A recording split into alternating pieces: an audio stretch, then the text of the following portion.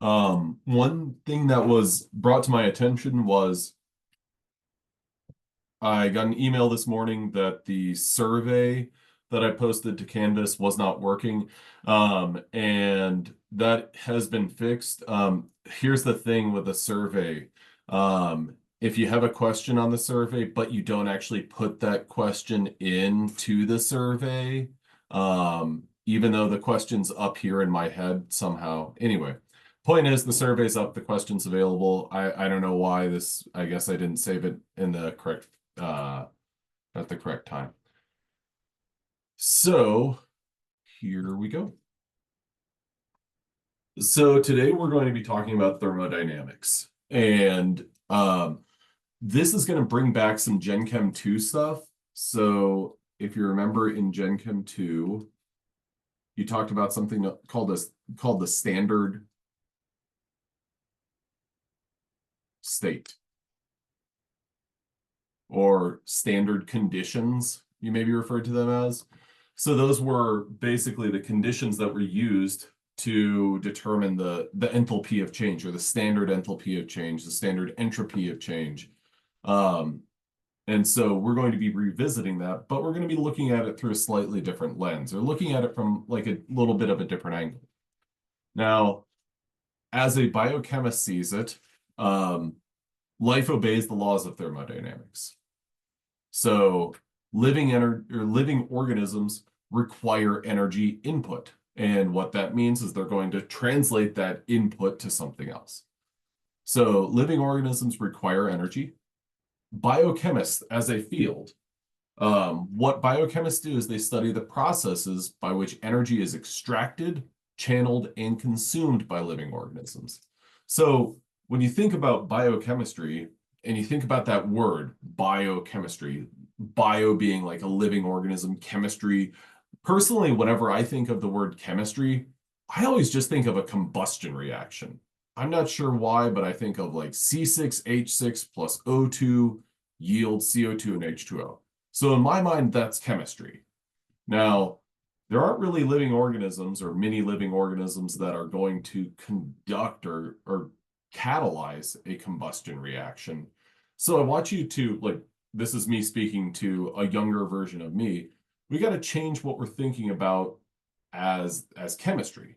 So what we are focused on as biochemists is we're focused on the processes where energy is basically used or how energy relates to a living organism. So we're looking at the relationship also between the structure and functions of biomacromolecules. And so biomacromolecules, an example of that would be something like a DNA molecule or a protein. So when you think about the structure and function of biomacromolecules like DNA and protein, we're imagining, well, what does a protein look like?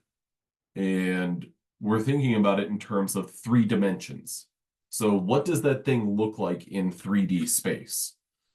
Now, another reason just to kind of reflect on like in organic chemistry, some of the things that you did were, does anyone remember these 2 letters? And would anyone care to add to the chat or say aloud, and they don't have to unmute themselves, what does IR stand for?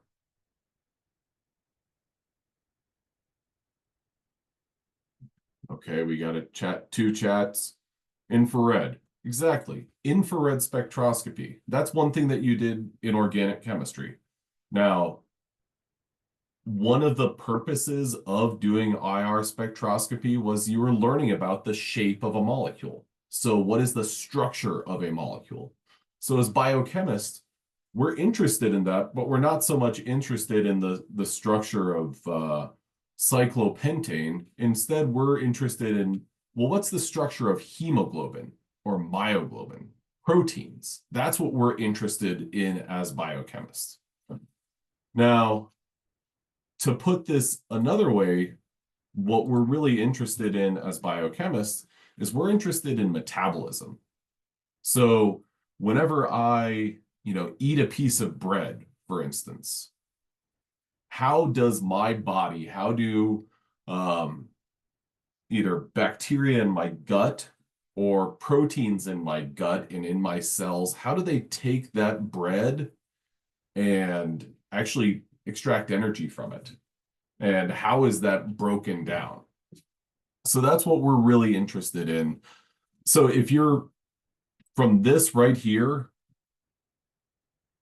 I want you to think about metabolism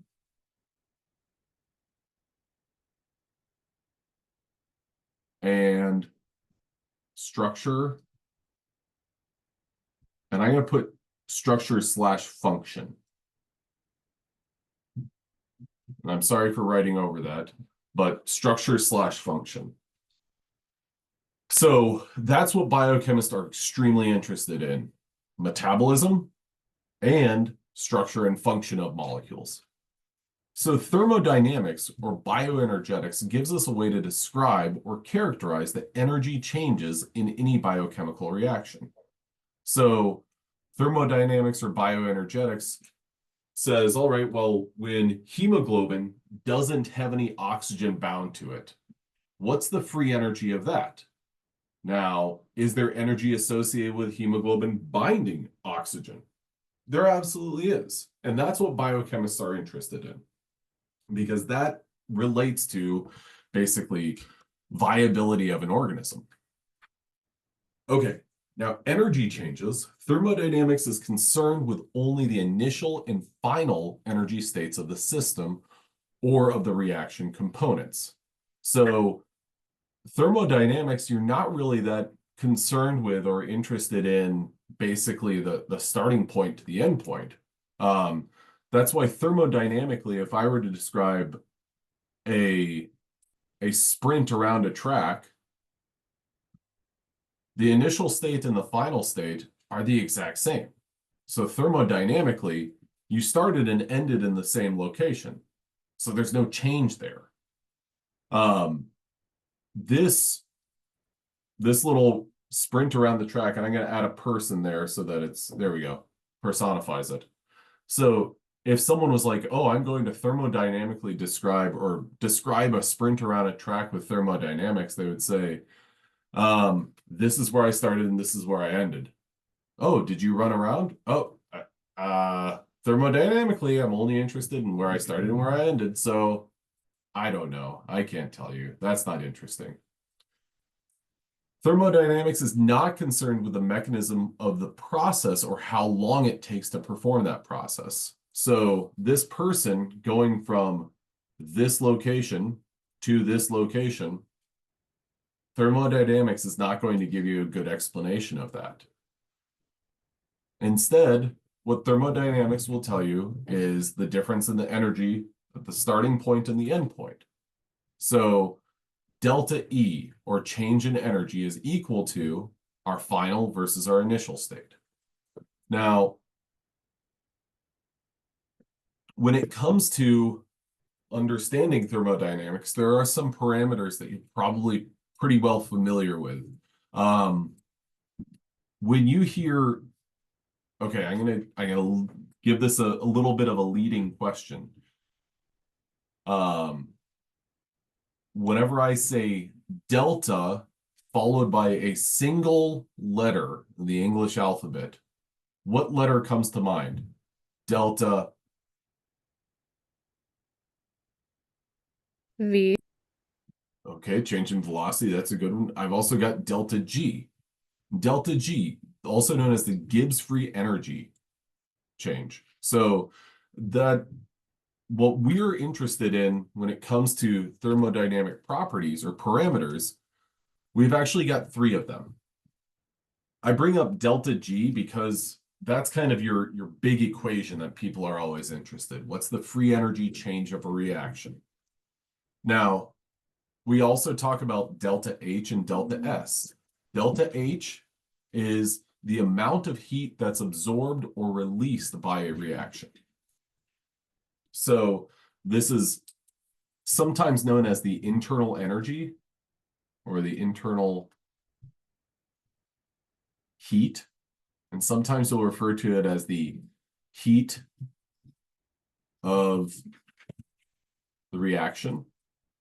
And so that will be something where you'll say, okay, well, do you have to, I know personally, whenever I've thought about and taught enthalpy, I always think about it as, do I have to basically, do I take my reaction for it to take place? Do I put it on the stove or do I put it in the refrigerator?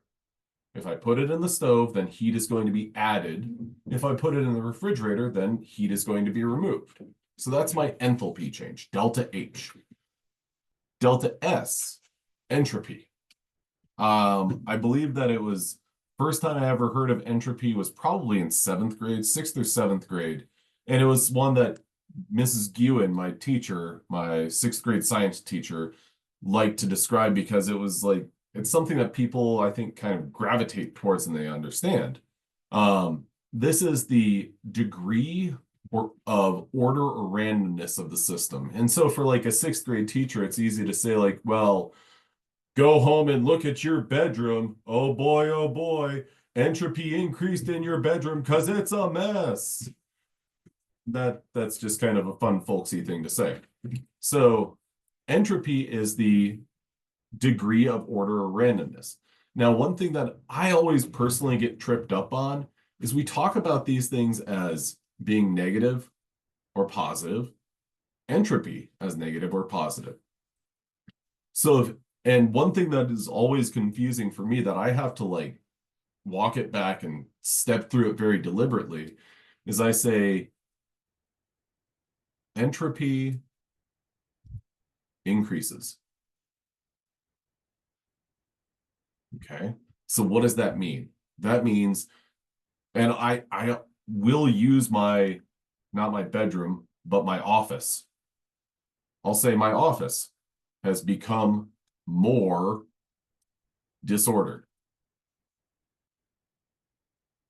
And sometimes I'll just be honest and call it messy. But right now I'm going to sound, I'm trying to sound very technical and say disordered. And that would be a positive value for a change in entropy. So entropy increases numerically, it's a positive value. Now, our last thermodynamic parameter of interest is delta G, or our free energy.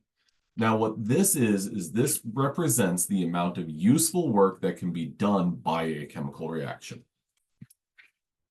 So delta G, I think in Gen Chem 2, you're first introduced to delta G equals delta H minus T delta S.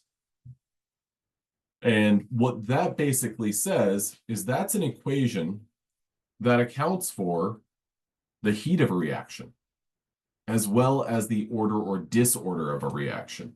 So maybe a reaction gives off heat, but it's become much more ordered. So what does that mean for your delta H? Or sorry, your delta G? That's what the Gibbs free energy equation is accounting for, changes in heat as well as order or disorder.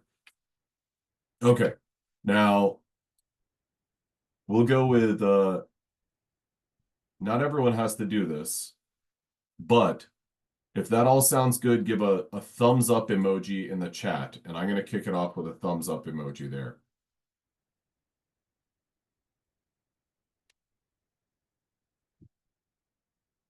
Okay, for a second, I made the mistake of saying not everyone has to do it, and I know personally in that case, I'd be like, okay, well, I don't have to do it. Awesome. So this is always something that like threw me for a loop, and I remember struggling with this. But one thing to keep in mind, and the reason that I struggled with it was because I was like, oh, okay, cool. This is a concept that I didn't really well understand in Gen Chem 2. Great, another opportunity to not really well understand it. That we're going to walk through this deliberately. If you have a good grasp of this equation right here,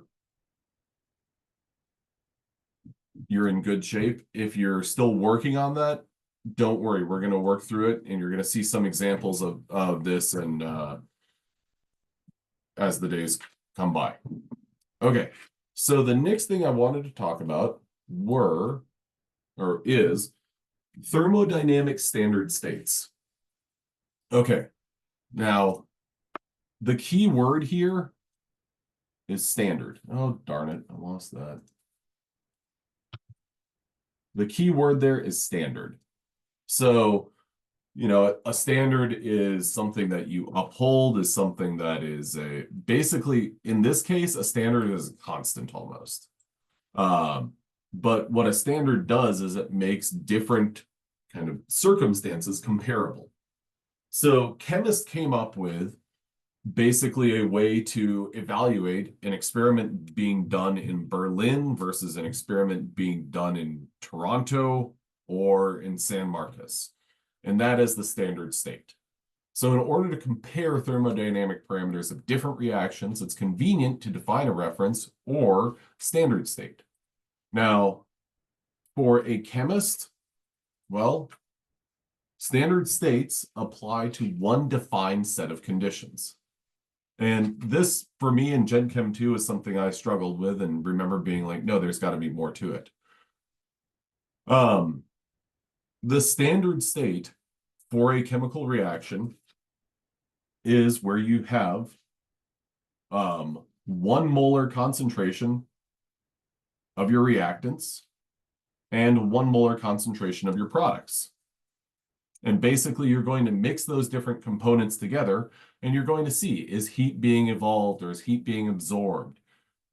And in addition to that, you're going to have a specific temperature, that being 298 Kelvin, which is comparable to, let's see, that's about 23 degrees Celsius. So roughly 75, 78 degrees Fahrenheit. So a pretty nice temperature to exist in.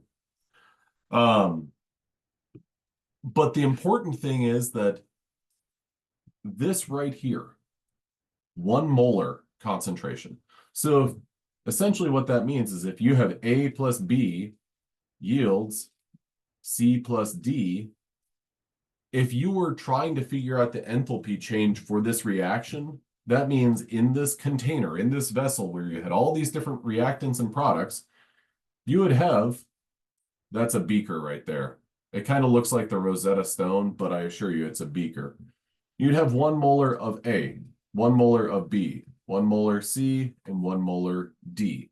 And you'd measure the temperature change of that reaction because you would set up 1 molar concentration of all the different reactants. And then you would reach an equilibrium. At some point, you'd be able to say, oh, okay, well, once this reaction's reached equilibrium, here's my different concentrations.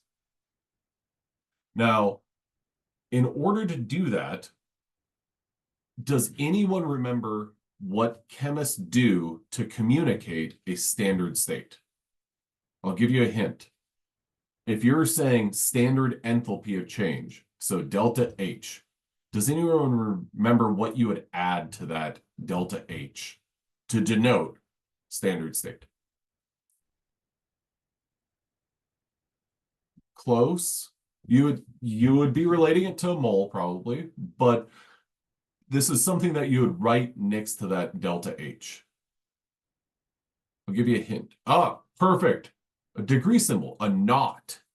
So you'd say, oh, well, this is being done at standard conditions. So I've clearly indicated that with delta H naught.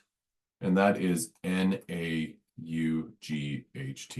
The day that I learned that was how that was spelled, I remember thinking, my brain is so filled with powerful information. So standard state conditions are denoted by that superscript degree symbol. So delta H naught or delta G naught, which sounds like a really great joke from one of the Borat movies, but I assure you it's not. Instead, that is just naught. So that's your way of looking at a standard state. So delta G naught is known as the standard free energy change. Now, this is what chemists do. This is like a really important defining and dividing line between chemists and biochemists.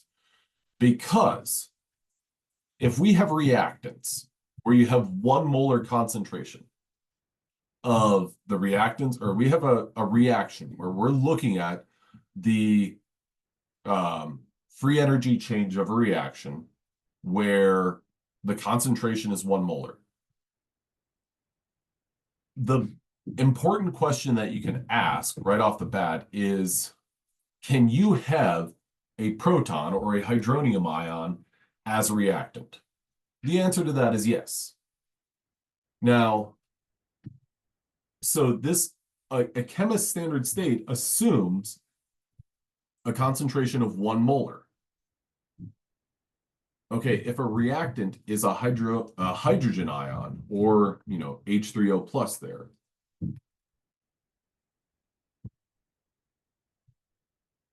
okay, let me ask you this. If the concentration is 1 molar, does that have an impact on your pH?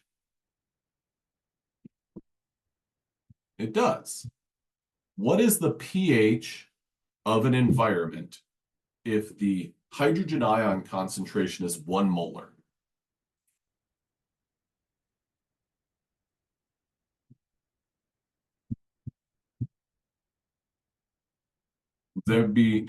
That's absolutely, it's going to be a very high percentage of hydrogen ions, but your pH, if you make a solution, okay, Brendan, that's super close.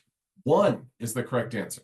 Because if you remember, whenever you're told H plus negative log of your hydrogen ion concentration equals your pH, and then again, this is Gen Chem, flashback to Gen Chem 2, which I know it's been a minute. Your pH is 0. Okay, now, is that acidic or basic or neutral?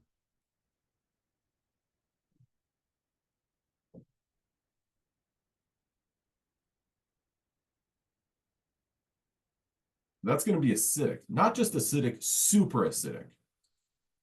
So let's think about this.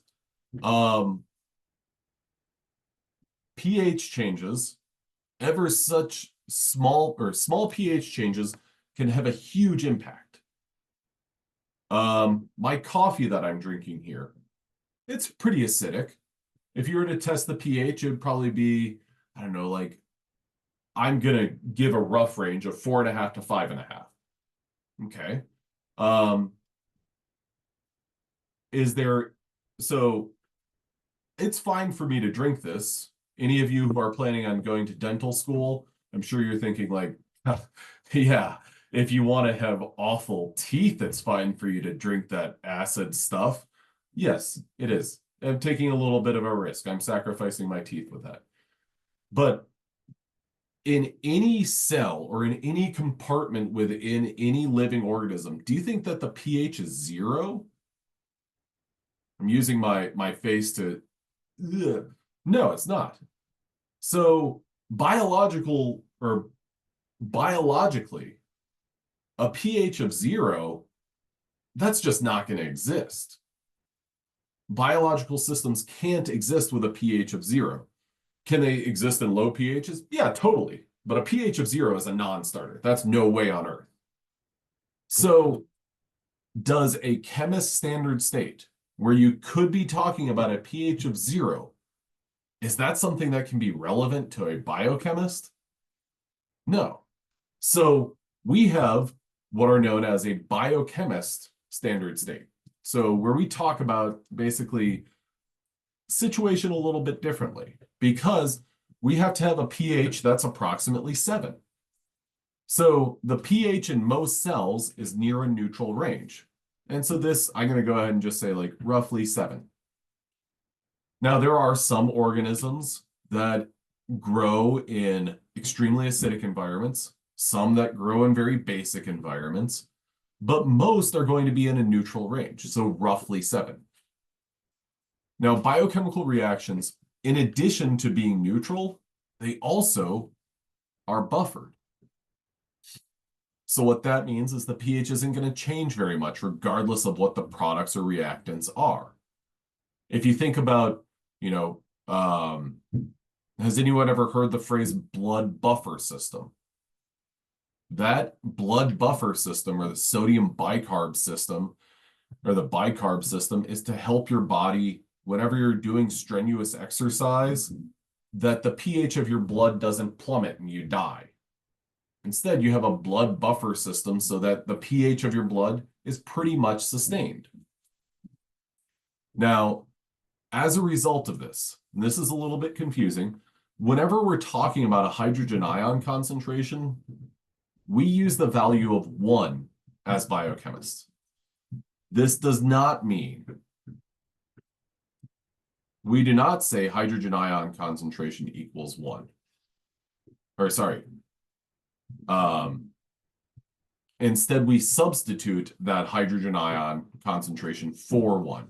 Because if you took the hydrogen ion concentration and you figured out pH, it would be 0. So we just substitute in for that hydrogen ion concentration. So anytime you're looking at an equilibrium expression that has H plus, let's see, CO3, HCO3 minus, and then I'll put X, whatever there. We're basically going to replace that with simply the number 1. It's a subtle difference, but it's an important difference. We are not defining hydrogen ion concentration as equal to 1. We are neglecting hydrogen ion concentration and saying 1 goes in its place. In addition to that, one thing that's super important is that biochemical reactions, well, they're taking place in an aqueous environment. So the concentration of water in a biological reaction or a biochemical reaction is about 55.5. So the concentration, that sounds a little bit weird. What's the concentration of water in water? Well, it's about 55.5 molar. So it's very high. And so anytime we're confronted with water, we also use a value of 1 for that. So if this down here were to say H2O, we would replace that with 1, which isn't too crazy because if you think back to Gen Chem 2, when you did like ice tables, you ignored the concentration of water and solids. Pure substances, you would ignore those. So here we're basically ignoring them, but replacing them with 1. Now, since we modified the standard state to reflect these changes, chemist and biochemist, our difference is this right here. So essentially, if you're like, what's the difference between a chemist and a biochemist? A chemist cares about this. A biochemist cares about this right here. So that's the difference. I'm going to say BSS and CSS. Biochemist standard state and a chemist standard state. That's the big difference right there. Okay, now biological standard states and cellular conditions. These are useful for comparing standard states are very useful for comparing reactions. But they apply to specific arbitrary conditions where you have 1 molar products and reactants. Does anyone know, and I ask this question because I know that there are probably some people who want to go into the healthcare field. Does anyone know approximately what a healthy concentration in any units here of someone's blood sugar is? In the United States, we use different units than what's used internationally. But I guess I'll just say healthy blood sugar. Does anyone know approximately what that value is? And I'll give about, oh, here we go. Okay. I've got 2 contributions. Awesome. And you're both pretty close. And Brendan says 100, but I don't know the units. And if I remember correctly, it's something like nanograms per deciliter or something like that. Maybe it's milligrams per deciliter because it is a concentration. And I think it's like 125, I'll say, milligrams per deciliter. Okay. Now, outside of the United States, the standard is pretty much 5 millimolar. the units are molarity there. Now, with that in mind, okay, let's look at these units right here. 5 millimolar.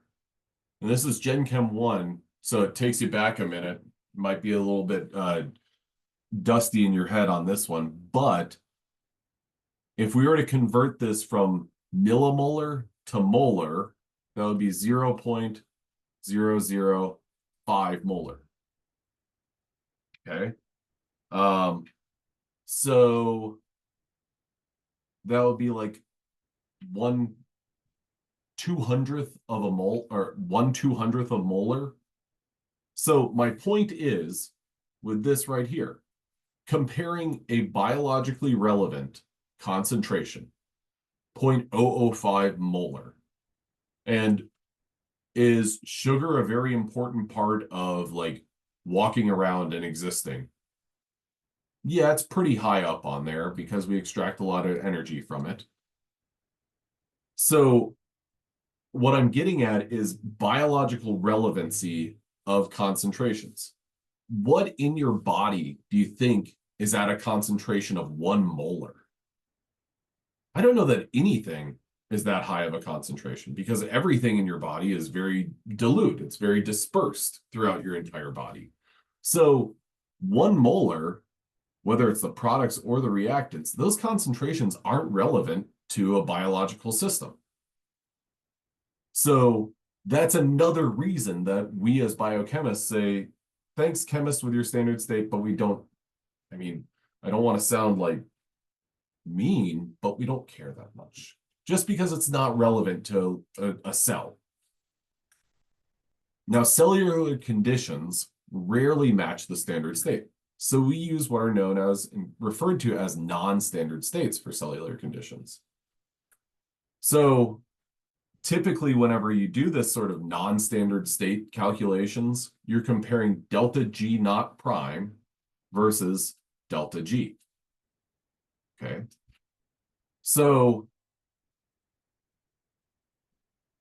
that is like, all of that is one of the bigger parts of understanding the thermodynamic parameters for biochemists. Delta G, delta S, delta H. The biggest difference between a chemist and a biochemist is that little apostrophe and how that relates to concentrations, how that relates to environmental conditions, basically. Now, let's take a little bit of a deeper dig. Enthalpy. The first law of enthalpy is for any process, the energy of the system and its surroundings is constant. Another way to put that is we can only convert energy from one type to another. We're not making any new energy. It's simply being converted. Internal energy of a system is equal to the heat absorbed by the system from the surroundings and the work done on the system by the surroundings. You might have seen this also depicted as E equals Q plus W, so heat plus work. Under constant temperature and pressure conditions, the total energy change of a biological system can be approximated by the heat evolved or absorbed. So delta E, our change in energy, is equal to delta H, our change in enthalpy. Now, thinking about the values of delta H as being positive, negative, well, during a chemical reaction, old bonds break, new bonds form.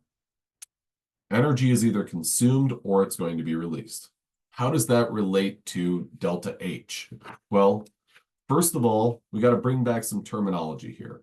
When delta H is less than 0, so when delta H is negative, then that is considered an exothermic reaction. In an exothermic reaction, heat is evolved by the system, and new bonds, compared to the old bonds, are more stable. So when heat is evolved, heat's ultimately going to be released as well. So in the opposite direction, or in the reverse of that, in an endothermic reaction, delta H is greater than 0, where heat is absorbed by the system. New bonds are going to be less stable than their predecessors and the previous bonds. So this is a reaction where heat is going to be absorbed. So this is something that always confused me whenever I was first learning about it. But when heat is absorbed by the system, if that reaction is taking place in the palm of my hand is going to feel colder because that system that's in my hand is basically sucking all the heat out of my hand. So that would be an endothermic reaction. So to the touch, an endothermic reaction is going to probably feel colder because it's taking heat from the environment. And if you touch it, your hand becomes a part of the environment. Now, entropy. So for any process, the entropy of a system and its surroundings always increases. So the disorder always increases.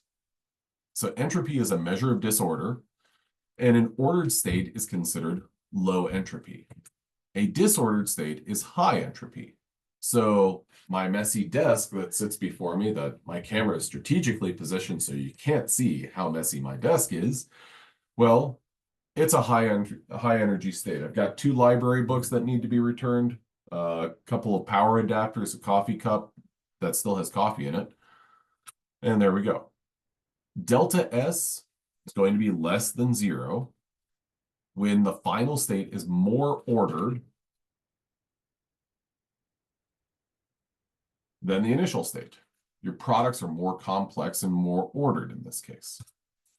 When delta S is greater than 0, the final state is less ordered than the initial state, and your products are less complex and more disordered. So this is our change in entropy. The products are less complex and more disordered. So disorder has increased, order has decreased. Now, free energy. A change in free energy, or delta G, is used to determine the spontaneity of a reaction. That's why in Gen Chem 2, when you talk about free energy change, you talk about, well, spontaneity and classifying a reaction as spontaneous or non-spontaneous. And when you do that, oopsies, you can say delta G is less than 0. That's an exergonic reaction. This is a reaction which is spontaneous and energy is released. When delta G is 0, the system is at equilibrium. And when delta G is greater than 0, that reaction is considered endergonic. This is a non-spontaneous reaction and energy is required. Now, let me tell you what I typically like to do is I like to sum this up and I just say favorable versus unfavorable. So a reaction that is endergonic is an unfavorable reaction. So you have to add heat to that. It's unfavorable because energy is going to be required and it's non-spontaneous. And an exergonic reaction, energy is going to be released. That's a favorable reaction. Now, one thing that's important to bring back is spontaneity versus like instantaneous. Instantaneous suggests something about the rate. And just because a reaction is spontaneous doesn't mean that it's instantaneous. So don't get those two similar sounding words mixed up. Okay, now spontaneous versus non-spontaneous reactions. A spontaneous process is one that takes place with little to no outside intervention. Reactions proceed from the state of high energy to low energy. They are your exergonic reactions.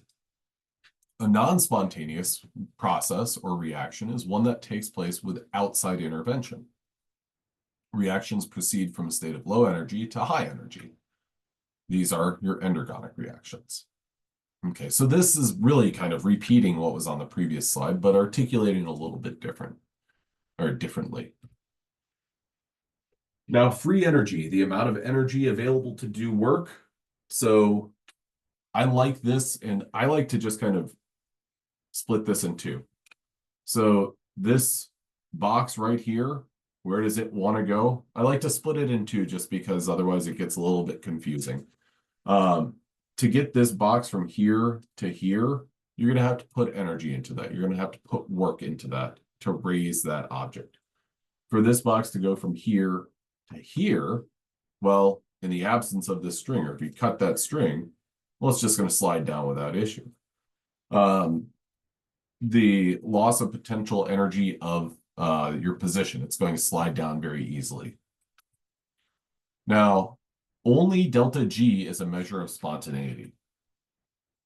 Delta H and delta S do not tell you if a reaction is sufficient to determine if a reaction is spontaneous.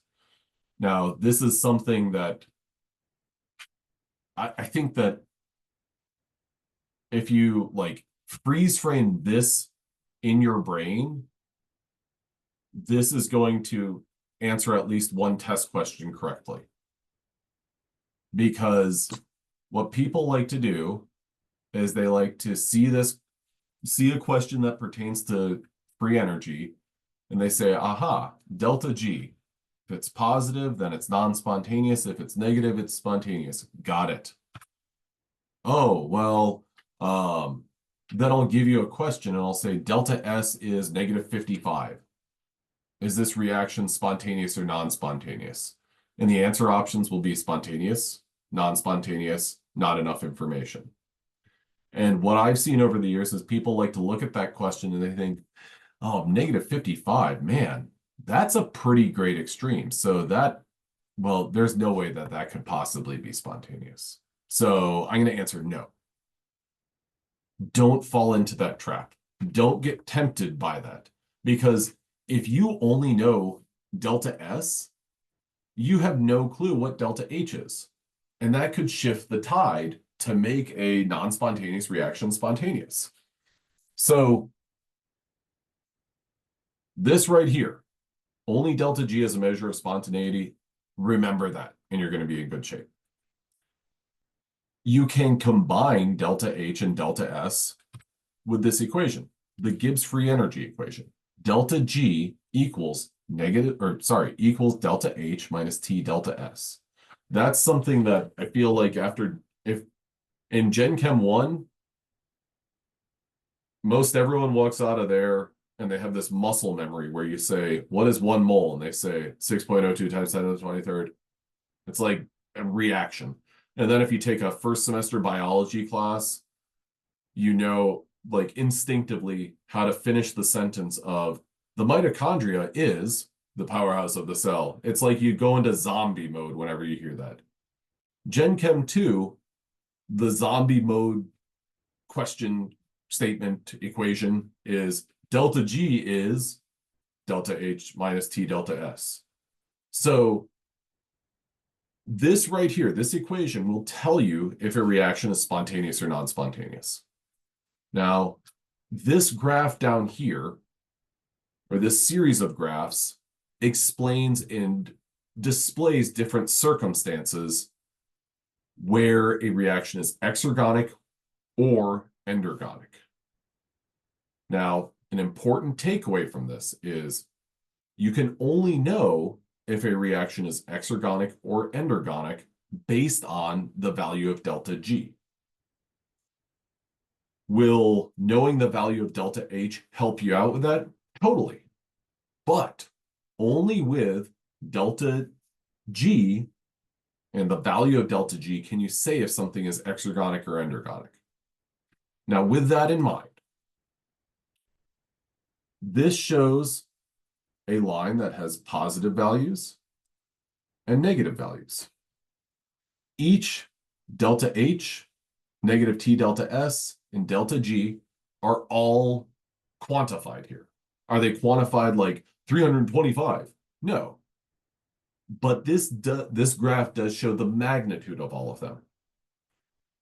One thing that I want you to take away from this is that when delta G is positive, this reaction is classified as endergonic. Okay? When delta G is positive down here, this is classified as endergonic. So that's a non-spontaneous reaction.